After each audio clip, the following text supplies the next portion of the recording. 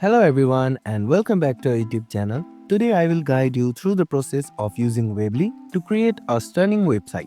It's simple and beginner friendly. So let's get started. First of all, open the browser on your mobile device and go to Weebly's official website, that is www.weebly.com. Then make sure that you are logged into your account, and once you are logged in, click on your profile icon which is located at the bottom right corner of the screen. From there, click an option saying Add Site. From there, you have to select what kind of website do you want. You just need a website or you need a website for an online store. Weebly offers variety of templates to get you started. Browse through the options and pick one that suits your style or brand. And once you select it, click on the option saying Start Editing.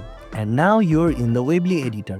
Click on any text to edit it, drag and drop elements like images, videos or buttons and rearrange sections as needed. To add new pages to your site, go to the Pages tab in the top menu and click Add Page. And there you have it. Creating a website with Weebly is quick and easy. If you found this tutorial helpful, don't forget to like, share and subscribe to our YouTube channel. Thank you for watching and we'll see you in the next one.